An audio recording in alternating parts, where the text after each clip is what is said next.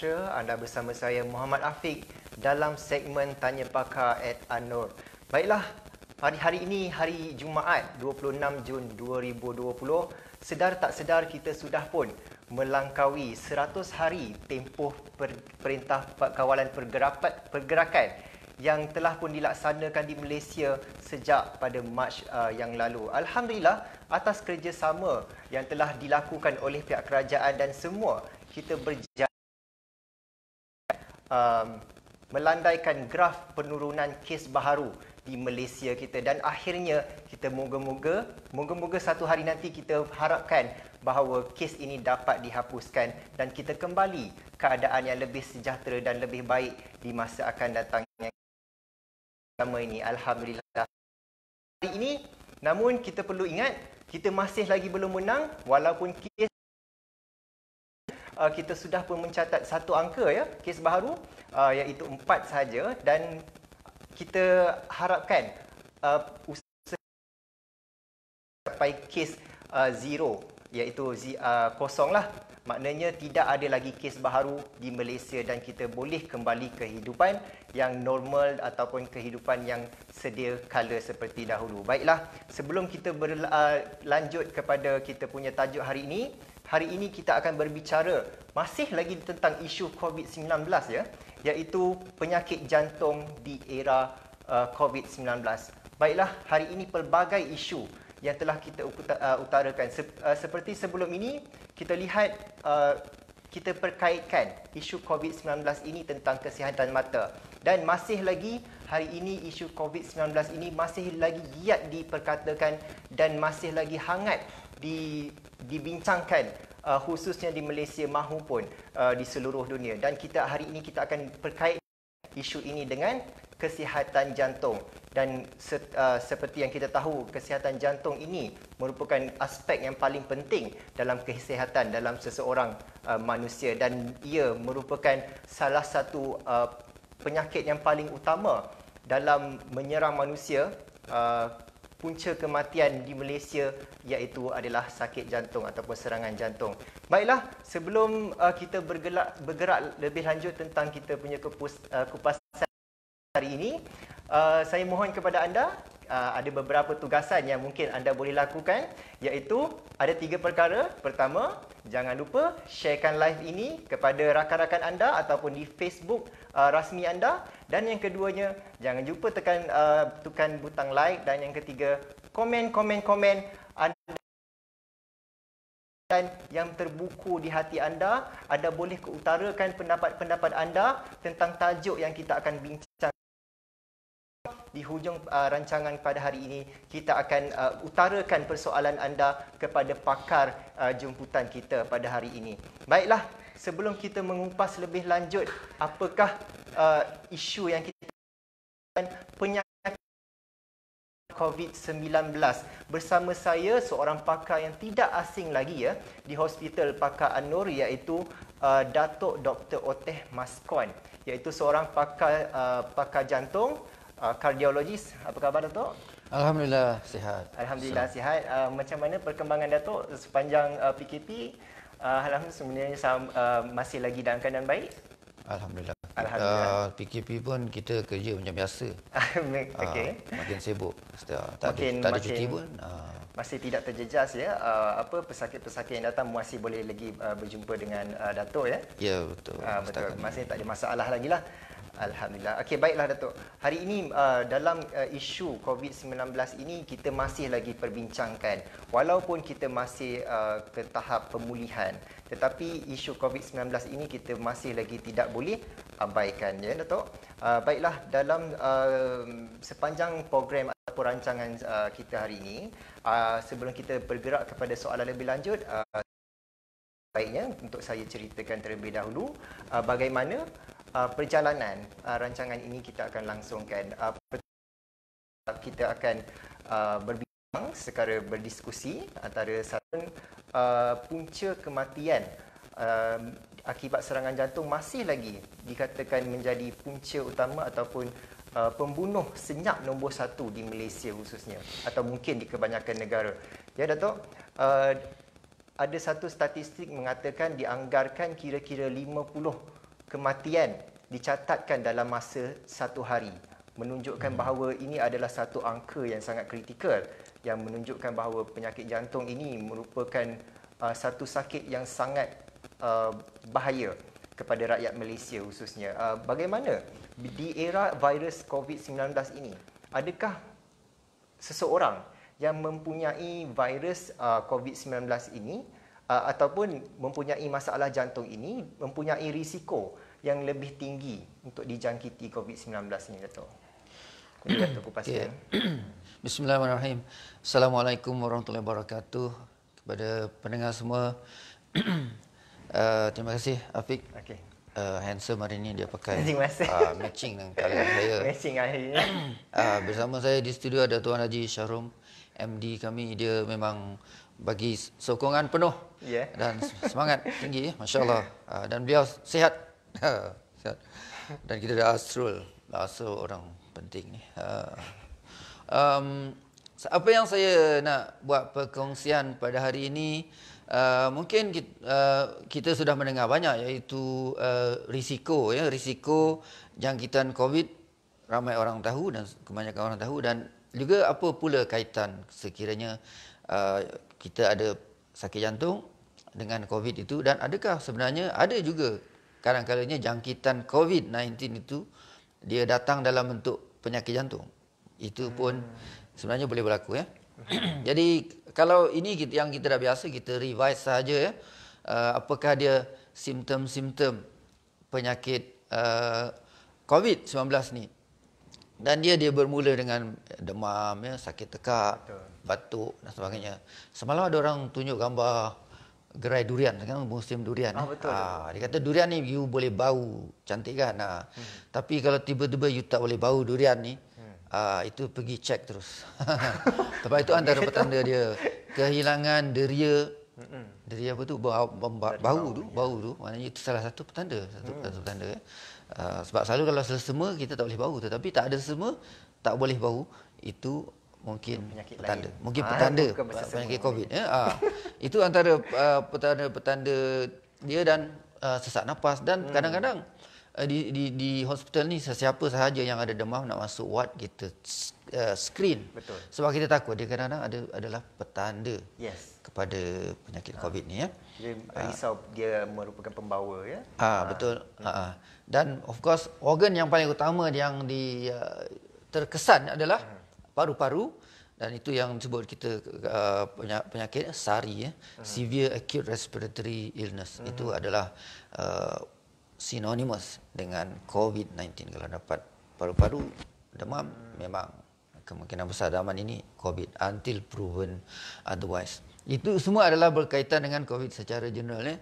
Tapi kita terus kepada apa dia risiko untuk mendapat COVID itu. Anda memiliki risiko sekiranya anda mempunyai salah satu daripada perkara-perkara ini, ya. Contohnya hypertension, darah tinggi, kencing manis, ada penyakit jantung, atau ada pernah mendapat serangan heart attack, ya. Itu pun mungkin. Dan juga kalau ada sakit paru-paru kronik ataupun kanser. Of course golongan yang berusia lanjut, warga emas ke atas, lebih berisiko, ya. Itu secara umum yang semua kita sudah tahu. Dan seterusnya, jantung itu sendiri. Katakan seorang itu dia sihat, tidak ada benda itu semua, tapi dia dapat COVID, adakah dia boleh dapat sakit jantung? Tadi Afiq tanya, ya. Jadi jangkitan COVID itu sendiri boleh menyebabkan komplikasi jantung, ya. Ini ada senarai dia semua. Dia boleh dapat sama macam heart attack itu, ya. Acute coronary syndrome, sindrom coronary acute dia boleh dapat, dan boleh dapat radang jantung, kita sebut pericarditis atau myocarditis. Itu boleh berlaku macam biasa, maknanya selalunya disebabkan oleh macam-macam virus lah. Tetapi kalau zaman COVID kita kena suspek adalah sebab COVID. Boleh dapat lemah jantung yang sebab sesak nafas dan sebagainya, itu adalah salah satunya boleh disebabkan oleh COVID ini, ya. Dan juga sampai lemah itu, sampai boleh lemah, gagal jantung itu boleh gagal, maknanya jantung tak berfungsi, ya. Dan satu yang biasa juga berlaku adalah darah beku, yang menyebabkan pulmonary embolism, contohnya. Itu semua boleh berlaku disebabkan oleh jangkitan COVID itu sendiri. Sebab itu kita pakai jantung, kita berhati-hati. Jadi kalau ada heart attack sekarang, mungkin kita kena screen Lebih sebab kita berhati-hati. takut mungkin itu sebenarnya adalah petanda COVID. Betul. Dan daripada sakit jantung. Of course sakit jantung biasa itu lebih common ya. Lebih common dari biasa. Okey. Yang ini adalah dia cerita kenapa berlaku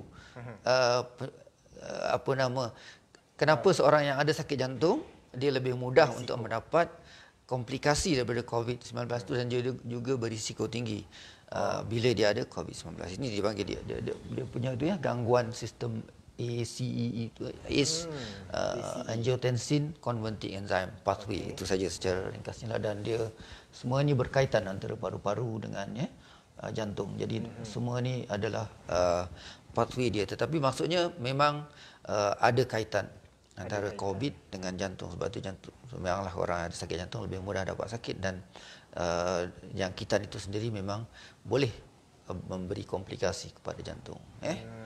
Okey.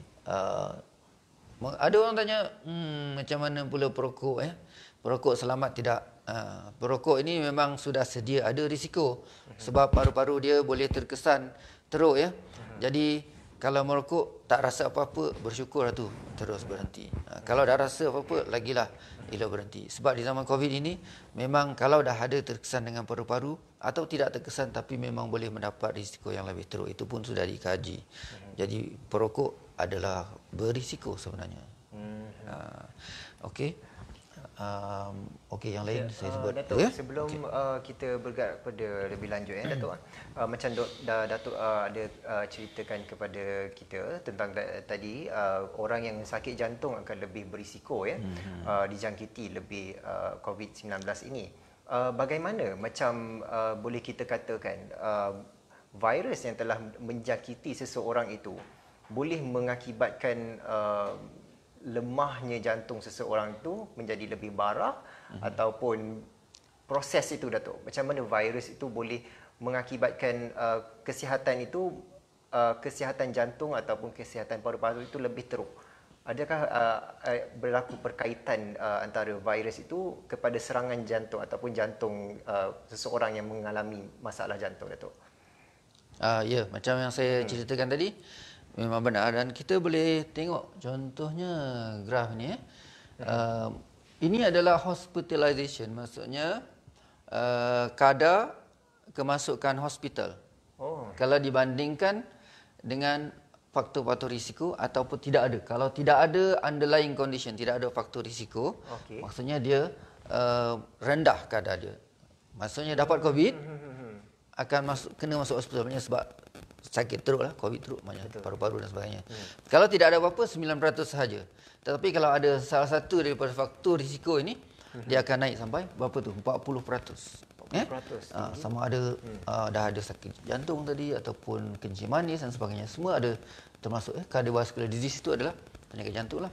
Hypertension. Semua itu adalah faktor risiko. Jadi disebabkan benda tu, yang graf yang saya tunjuk kenapa macam mana dia boleh, sebab ada kaitan dia interfere dengan pathway di jantung itu, dan dengan sebab itu dia menyebabkan kalau ada penyakit jantung memang kita lebih teruk lagi terkesan dengan benda tu. Ini adalah hospitalization. Ada satu lagi iaitu apa dia? Kesan daripada itu adalah kematian. Kalau tidak ada tidak ada apa-apa, tak sampai 1%. Kadar kematian. Tetapi kalau ada heart disease contohnya sampai 10%. Kadar kematian sangat tinggi ya. Sangat tinggi. Sebab kalau sekarang average mortality rate berapa dunia? Ingat tak? Berapa? Kalau kita quote 4%, 4% itu. Di Malaysia kita rendah. 1.4% ya. 1.4%. Kita antara yang paling rendah. Malaysia alhamdulillah. Antara yang terkawal juga. Kita sangat terkawal ya, katakan ya. Jadi bagus, tapi kalau ada penyakit jantung sampai 10%. Ya. Kencing manis, paru-paru, high blood pressure pun tinggi. Jadi itulah orang yang ada risiko macam ini kena lebih berhati-hati. Kalau keluar tak pakai ni face mask, bahaya kan, dan tak jaga hygiene dan sebagainya, dan social distance. Kita ni ada social distance, kena kita dah screen kita sudah screen sebab Hospital Nur memang sentiasa dalam adakan hospital screening kan, sebelum kita memasuki hospital ya. Betul. Sebab itu memang kena jaga lagi. Betul. Kalau antara keluarga atau orang yang dalam grup yang sama lain, tetapi maknanya memang dengan orang luar mesti jaga social distance itu. Betul. Benda penting dia. Okey. Okey Datuk, macam Datuk katakan, macam kita lihat graf ni apa nama ni, orang yang mengalami masalah jantung itu adalah dikatakan lebih berisiko apabila sudah dijangkiti COVID-19 ini Datuk ya. So macam mana kita nak kenal pasti apakah sebenarnya faktor-faktor yang menyumbang kepada masalah jantung ini sendiri Datuk, kalau Datuk boleh perjelaskan. Okey, ya betul. Saya tengok ada ke tidak. Okey. Satu, sebelum saya sampai kepada itu, disebabkan zaman sekarang ni, jadi kita dapati pesakit pun mungkin teragak-agak. Masa mula zaman COVID dulu, kita ramai orang tak datang hospital lah.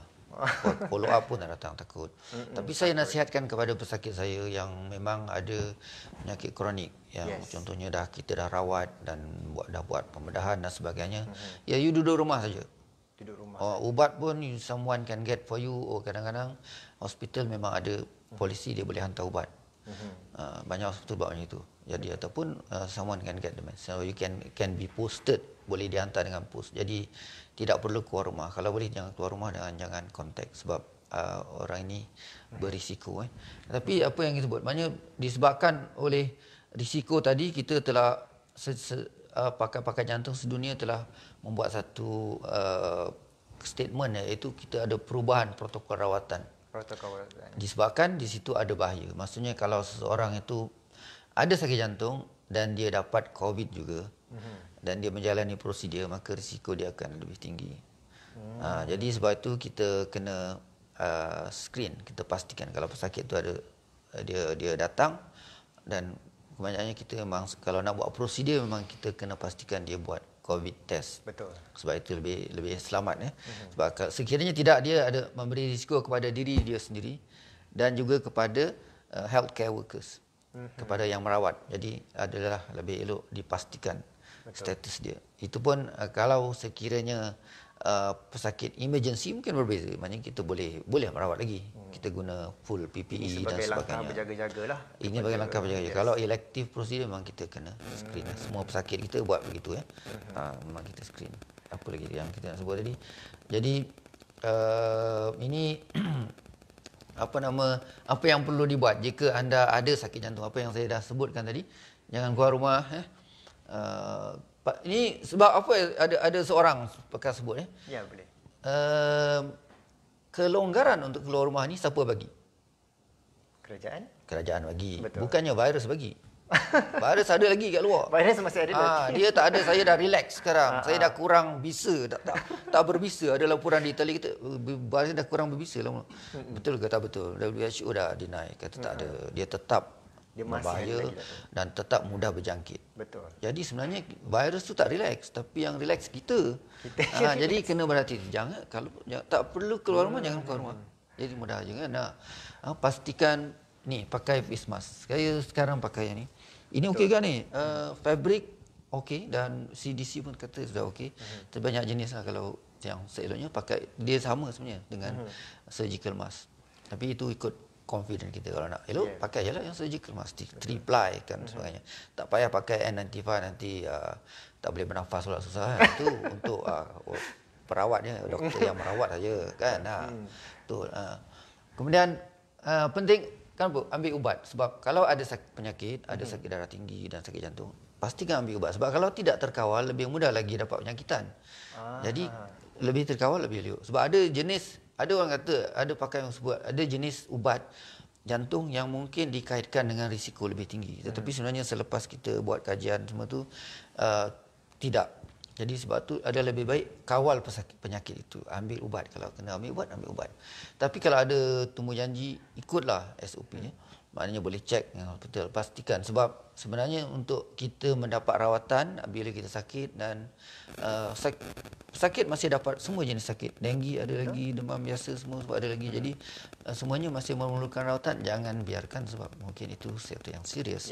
Dan doktor akan buat keputusan. Kalau ada risiko COVID, dia boleh screen COVID dan sebagainya. Jadi lebih baik jangan duduk. Yang itu kalau sakit, jangan duduk rumah. Mungkin perlu dapatkan rawatan, keluarlah. kalau ada keperluan kita perlu keluar. Ya. Kalau tak ada keperluan kita duduk saja. Duduk saja di rumah, betul. Betul. Jangan relax kan, dah boleh shopping, boleh pergi makan, itu yang boleh bahaya. lah, tapi berhati-hati jaga ya. Macam kalau ada simptom dan sakit, janganlah teragak-agak. Tidak menghalang daripada pergi ke hospital ya. Memanglah di hospital tu ada pesakit yang berisiko COVID ni, tapi kita ada protokol dan sebagainya. Betul. Insya-Allah selamat InsyaAllah. di hospital ya. Okey, Datuk, macam apa nama ni, sebab saya ada ternampak tadi, mungkin kalau macam Datuk boleh perjelaskan ya, macam kita tahu kadang-kadang orang yang dijangkiti COVID-19 ini ada sesetengah orang dia mungkin juga ada masalah jantung dan ada sesetengah orang tidak ada masalah jantung. Boleh Datuk terangkan apakah adanya perbezaan prosedur bila kita merawat orang yang dijangkiti virus ini ataupun orang yang tidak dijangkiti virus untuk merawat masalah jantung ini, Datuk? Ya, betul. Kalau pesakit setakat ini yang kita rawat macam di tempat kita screen tidak ada.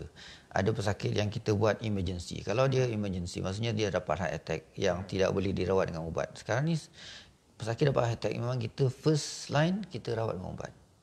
Tetapi kalau memang dia perlukan intervention, maksudnya perlu kita buka masuk stand dan sebagainya contohnya, kita boleh buat lagi, tetapi itu dianggap yang emergency. Maknanya kalau keadaan biasa kita dah buat awal-awal lagi, tetapi emergency kita buat, tetapi dengan pakai full protection sebab risiko tinggi. Itu di mana dalam keadaan COVID, risiko COVID tidak diketahui. Tetapi apabila memang sah COVID, itu dia berbeza. Dan tidak ada di Malaysia ni ada satu hospital saja yang merawat di IJN. Saya tak pasti UM sudah buat juga. Boleh confirmkan ya. Sahabat-sahabat sana. Tapi limited, maksudnya sebab kalau ada COVID hanya hospital KKM sahaja yang merawat pesakit ini sebab dia berisiko. Tapi bukannya tidak boleh dirawat. Dan apa yang menariknya sebab di Itali sebenarnya ramai pesakit yang kematian dia tinggi kan. Infection dia pun tinggi. Dia dapati bila dia buat, contohnya dia buat angiogram, tengok orang yang heart attack ni, 40% normal ya. Sebab dia ada COVID dan dia dapat heart attack. Rupanya dia dapat heart attack, macam heart attack tapi tidak ada block daripada COVID. Sebab itu gejala daripada komplikasi COVID itu sendirilah. Ada heart attack tapi tak ada block. Maknanya bukan jenis heart attack yang biasa.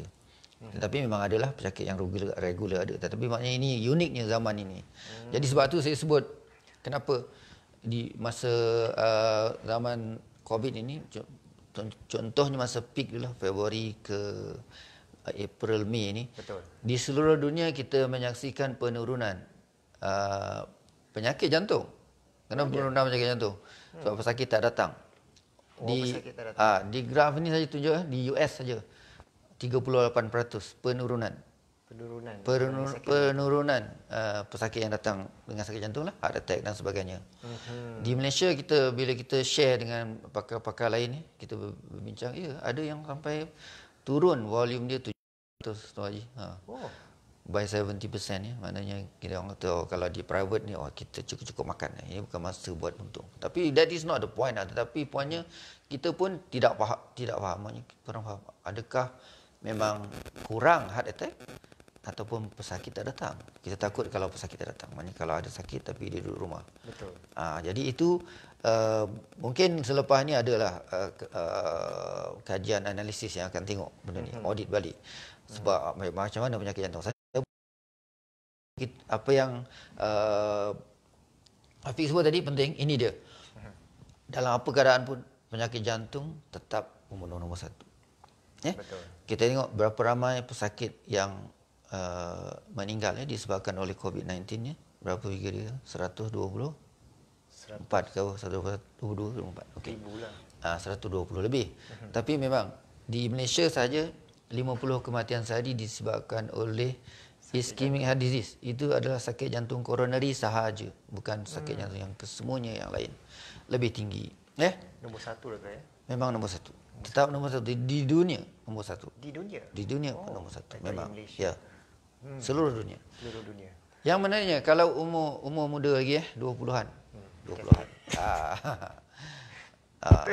Okey. Terasa pula. Okey. Kalau usia 40 ke atas. Yang muda nombor 1 40 ke atas sudah masuk pesakit jantung. Penyakit jantung adalah pembunuh nombor 1 untuk orang berusia 40 ke atas. Mungkin adanya macam mana bateri Azrul? Macam mana perempuan, wanita, adakah dia terkesan? Sebenarnya wanita pun risiko dia sama dengan lelaki, cuma dia dapat lewat sikit. Dan kalau statistik dunia WHO mengatakan kalau umur 60 sebenarnya lebih ramai lagi wanita yang terkesan sakit jantung ni, yang mati sebab sakit jantung daripada lelaki. 60 above. Dia punya 7 million something, kalau lelaki dalam 6 million something setahun. So sebenarnya Jumlah wanita lebih tinggi. lebih tinggi sebab dia mendapat penyakit jantung di usia yang lewat. Jadi sebab saya contoh boleh masuk terus apa nak tanya. Okey. Sebab ini nak sebut macam mana dia boleh mendapat. Ini semua adalah pesakit yang datang zaman Covid kita lah ya. Ini salah seorang dia umur berapa? 37 sebenarnya umur berapa paling muda? Berapa umur sekarang?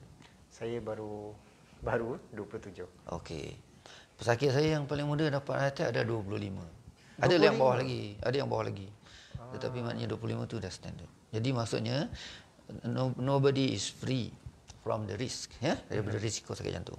Ini 37 tapi dia sudah pernah sakit tapi tak datang dia tak ikut follow up. Rupanya bila dia datang dengan sakit dada, nampak macam okey juga tapi rupanya lepas tu dia dapat shock terus ya. Rupa-rupanya 3 saluran dia sumbat. 3 saluran sumbat. Pada usia yang semuda 37. Dia tidak merokok. Dia tidak merokok, baru saja dapat kencing manis. Ini biasa pesakit kita. Ada dapat attack, kencing manis. Ada orang tanya, heart attack tu menyebabkan kencing manis ke? Tak ada. Sebelum ni tak pernah check kan. Jadi kalau kita nak buat saringan tu. memang betul. Kalau ada sejarah keluarga, lagi cek awal. Sebenarnya saya kata umur 30 ada patut cek. Seawal umur 30 ke atas. sudah Betul. ada. Kalau tidak macam inilah risiko dia 37 sudah dapat 3 saluran ya.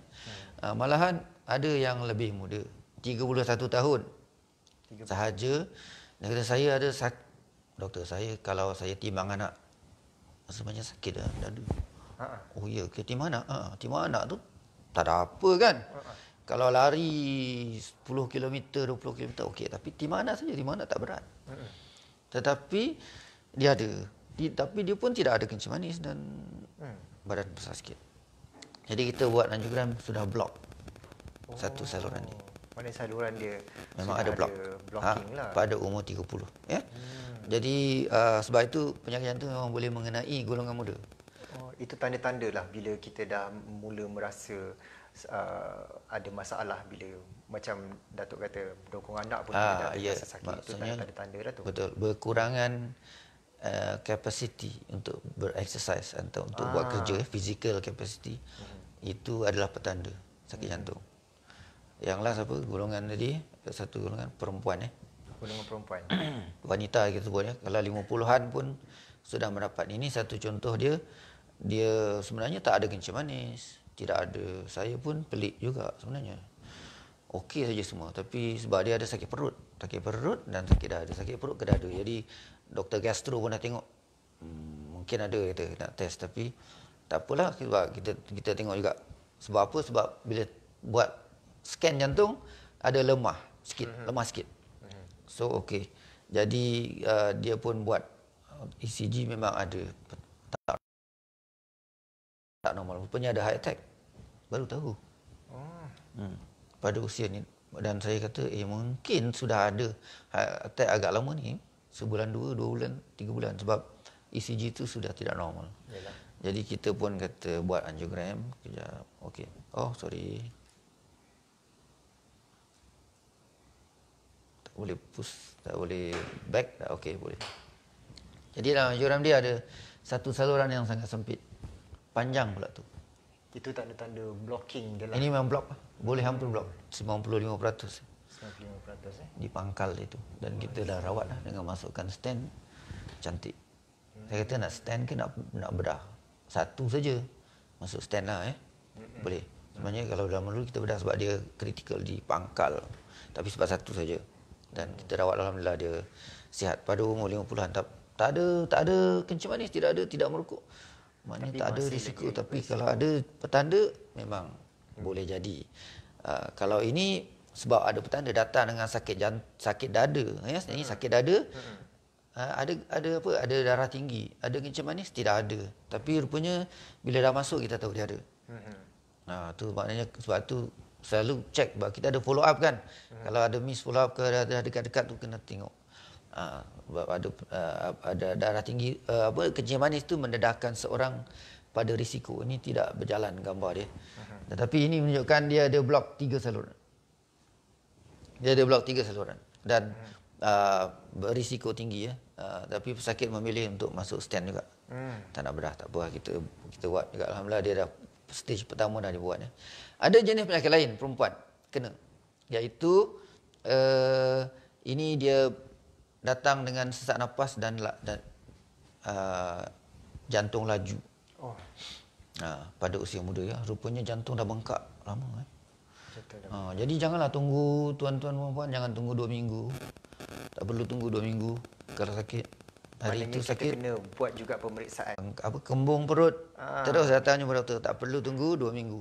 Sebab kalau tunggu 2 minggu mungkin risiko dia dah agak lambat, takut lambat pula, ya. Jadi sebab itu kena cepat. Okey, Datuk. Okey, baiklah. Saya rasa ada beberapa soalan yang sudah ada soalan-soalan yang telah diutarakan oleh penonton-penonton kita. Antaranya, doktor, yang kita dapat tangkap, antaranya dia tanyakan, "Hai doktor, saya umur 23 tahun. Dalam seminggu saya kerap rasa sakit cucuk di dada sebelah kiri di bawah payudara dia, terutamanya ketika bernafas. Maknanya adakah ini juga dikatakan simptom ataupun berkaitan dengan jantung atau sebaliknya? Adakah ini dikatakan sebagai tanda-tanda lah, sebab dia kata selalu mengadu sesak nafas, mungkin dalam beberapa minggu ni, kan. Macam mana doktor boleh ulaskan? Okey, terima kasih.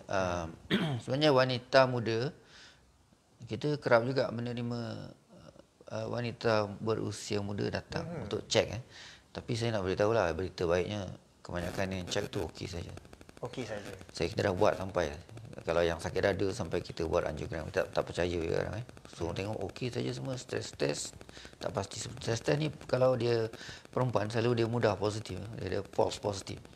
Bukanlah semua, tapi maksudnya berlaku. Jadi kadang-kadang kita bila setelah kita assess, ada memiliki faktor risiko. Apa yang saya dapati di Bangi ni, bukan di Bangi saja, di mana-mana sebenarnya. Betul. Mudah sangat nak cari orang yang kolesterol sangat tinggi. Tinggi bukannya tinggi biasa, tinggi luar biasa. Kalau total dia 7, total kolesterol 7, dan bad kolesterol LDL dia lebih dari 4.9. Kadang dia datang macam saya sakit macam sakit muscle saja, kan. Tapi bila cek kolesterol tinggi, itu macam kebetulan, tetapi kita pelik. Maksudnya you ada buat apa ketogenic diet ke apa benda. Dia boleh dapat tu tahu. Tetapi kemungkinan adalah daripada family. Kalau ada sejarah keluarga, itu bahaya. Tetapi memang apa yang sebut, kita banyak buat investigation kepada golongan muda.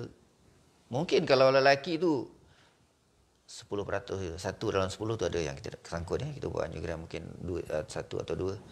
Itu memang worth doing sebab memang dia orang ada pada usia muda ni antara 20 30 lebih. Tapi kalau perempuan selalunya sebab-sebab lain. Tapi bukannya tidak penting, penting. Cek kalau simptom itu sentiasa ada, buat exercise sentiasa ada.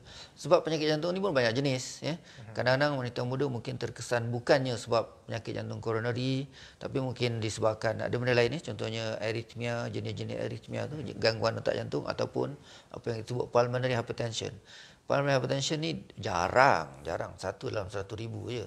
Tetapi kalau ada, kadang-kadang if you are unlucky enough, dia boleh mengenai pada usia yang sangat muda.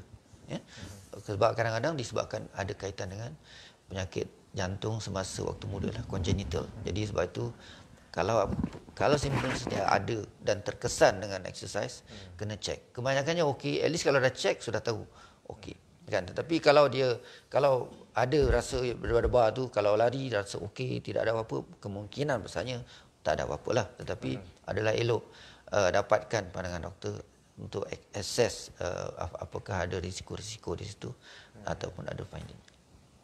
Okey, Datuk, macam ada juga yang bertanya kan, maknanya Datuk pun ada bercakap tentang maksudnya masalah jantung ini juga disebabkan oleh keturunan.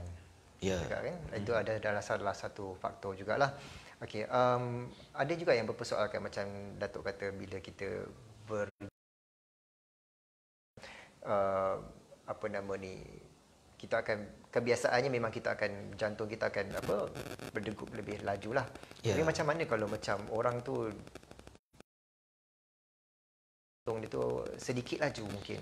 Adakah itu juga dikatakan juga simptom? Okey. Ini dia panggil palpitation. Palpitation ni antara mungkin bukan antara, adalah simptom yang paling kerap orang pesakit datang jumpa doktor jantung. Dan saya nak kata itu saya punya own observation lah, mungkin dalam di bawah 30% yang sebenarnya ada betul penyakit jantung kita sahkan. Tetapi adalah penting sebab kalau ada arrhythmia tu, gangguan rentak jantung berdebar, adalah mungkin disebabkan ada gangguan rentak jantung. Dia boleh mengenai sesiapa saja, tak kira umur. Baru-baru ni kita dapat seorang 20-an muda 20-an. Dia dapat sebab dia datang dan rasa berpeluh-peluh, jantung laju. Kalau berpeluh, jantung laju dan sangat rasa macam laju, boleh rasa. Sekarang ni semua kita mana-mana ada handphone boleh check heart rate. Senang aja guna dia punya flash atau kamera tu. Ada apps boleh check. Kalau heart rate lebih dari duduk heart rate lebih dari 100 itu sudah tak normal. Tapi kalau sampai 150, 180, memang sah tak normal. Ya, 100 dah tak normal, 150 dah tak memang normal. Dan pergi cek, dan memang betul, dia ada sakit benda tu, ada jenis arrhythmia SVT dia panggil SVT. Itu memang perlu mendapat rawatan doktor. Jadi kena cek. Kadang-kadang sebab benda lain, misalnya thyroid dan sebagainya, banyak sebab. Tetapi palpitation memang common. Kebanyakannya good news, kebanyakannya okey, tidak ada apa-apa, tapi elok cek sebab kita ada battery of test yang kita buat untuk memastikan pesakit itu okey atau tidak. Betul. Maknanya kita memang menggalakkan sesiapa pun yang mungkin kita orang kata mengalami sejarah ataupun keturunan keluarga yang ada masalah jantung ataupun orang yang merokok, sebaiknya untuk kita memeriksa kesihatan jantung kita supaya adakah sebenarnya kesihatan jantung ini kita ini bermasalah ataupun tidak, Datuk. Supaya kita tidak mahu bila dah makin teruk nanti dia akan lebih sukar untuk mendapatkan rawatan ataupun lebih berisikolah. Tambah-tambah di era COVID-19 ini, kadang-kadang bila kita dijangkiti virus, dia akan mengakibatkan lebih teruk lagi lah terhadap seseorang bila kita mengalami masalah jantung yang kronik. Okey, baiklah Datuk. Sebenarnya banyak lagi perkara yang ingin kita bincangkan, tapi masalahnya kita masih dalam kesuntukan masa. Kita dalam kesuntukan masa, Datuk, ya. Mungkin akan datang kita akan buat sekali lagi bersama dengan Datuk di live, mungkin tajuk yang lebih menarik ataupun tajuk yang sama mungkin. Kita akan perbincangkan lagi tentang masalah jantung dan kesihatan jantung COVID-19 atau sebagainya, mungkin kita tak tahu, Datuk, ya. Alhamdulillah macam-macam input yang kita dapat hari ini. Tanpa sedar kita sebenarnya sudah lebih dalam hampir sejam juga, Datuk, kita bincang. Oh, ya ke? Saya ingat setengah jam je. Okey. Sebab kita banyak info yang baru kita dapat, ya. Sebab masalah jantung bukanlah masalah yang kecil, macam Datuk kata, ia masalah nombor 1 di dunia. Okey, baik Datuk. Sebelum kita menutup ni, mungkin Datuk ada beberapa pesanan untuk kita sampaikan kepada para penonton. Okey, terima kasih. Cuma apa yang Afiq sudah sebut tadi, COVID is not over yet. Kita dijangka pertengahan Julai mungkin dia sudah kosong. Kalau kosong selama 28 hari, itu petanda paling baik. Kita dia declare bebas, tapi sebelum tu kita masih perlu jaga-jaga sampai ada vaksin lah, baru kita confirm betul boleh lebih mudah lagi pergerakan dan sebagainya. Okey, saya cuma nak share satu, pada 10 hari bulan Jun kita menyambut setahun ya Hospital An-Nur baru. Ya, betul. Jadi alhamdulillah kami di unit jantung, kardiologi dan makmal invasif ya, telah melakukan banyak aktiviti. Kita juga pergi kepada community, kita buat screening dan jumpa orang lah, dan kita buat secara percuma. Yes. InsyaAllah boleh buat lagi ya. Kalau hari jantung ataupun tak perlu tunggu hari jantung. Sebenarnya memang kita sentiasa mengadakan aktiviti-aktiviti bersemuka dengan masyarakat seperti betul. ini. Betul. Kita mungkin alhamdulillah selepas waktu kembali reda, kita akan teruskan kembali supaya anda semua boleh ramai-ramai mendapatkan saringan, berjumpa dengan Datuk sendiri untuk mendapatkan nasihat yang lebih lanjut. Okey, selain itu dia di makmal invasi ini, apa yang kita buat ini pengkhususan saya lah. Jadi di makmal ini kita telah melakukan selama setahun tu tidaklah banyak sangat. Hospital kita tidak begitu besar, tapi alhamdulillah kita telah dapat menjalankan prosedur tersebut sebanyak 121 prosedur, termasuklah prosedur tersebut rawatan pesakit yang dapat heart attack dipanggil primary PCI. Itu kalau kita dapat heart attack terus masuk ke makmal dan dirawat, masuk stand dan sebagainya, itu rawatan dia kita lakukan di sini. Kita ada makmal dia yang saya tunjuk gambar tadi, dan juga kita buat yang biasalah angiogram dan juga PCI itu, maknanya rawatan masuk stand tu yang biasa yang kita buat kepada pesakit biasa yang ada sakit dada, yang disahkan ada sumbat atau sempit, kita boleh rawat. Selain daripada itu kita juga ada buat prosedur lain, pemasangan alat pacemaker dan alat AICD dia panggil shock, alat shock yang kita tunjuk dalam gambar ni, alat ni dan ini adalah prosedur yang kita dapat jalankan di hospital ni lah. Jadi alhamdulillah dengan adanya makmal ini kita dapat memberikan perkhidmatan kepada pesakit-pesakit yang memerlukan. Jadi untuk mereka yang berada di kawasan Bangi terutamanya boleh mendapatkan khidmat nasihat kardiologi, screening, dan juga sekiranya memerlukan apa-apa rawatan, kita boleh menawarkan rawatan tersebut. InsyaAllah jangan tangguhkan. Kalau ada simptom ataupun kalau ada risiko, dapatkanlah pemeriksaan, dapatkan pandangan doktor. Betul. Ya. Betul. Setuju, Doktor. Baiklah, sebenarnya banyak perkara-perkara yang perlu kita, orang kata apa, ambil tahu, terutamanya tentang masalah kesihatan jantung ya.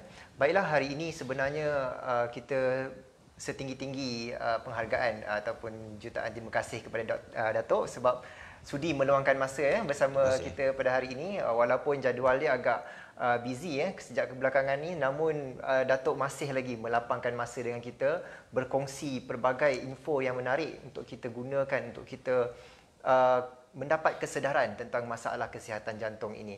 Baiklah Datuk, itu saja saya rasa sebelum kita menutup ini.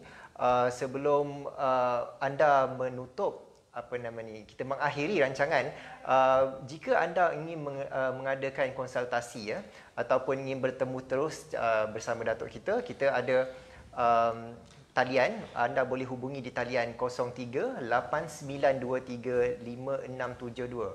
Saya ulangi 03-8923-5672. Ini adalah talian klinik untuk anda mengadakan konsultasi atau mengadakan temu janji bersama Datuk untuk mendapatkan lebih penerangan yang lebih jelas tentang masalah jantung jika ada ataupun boleh saja datang ke Hospital Pakar An-Nur di Seksyen 15 Bandar Baru Bangi. Klinik Datuk ada berada di tingkat 3. Itu boleh saja anda tingkat 2. Maafkan saya. Tingkat 2. Itu Datuk sentiasa ada di situ dan anda boleh bertemu terus dengan Datuk, mendapatkan temu janji, mungkin mendapatkan rawatan yang lebih baik di sinilah. Baiklah, sebelum kita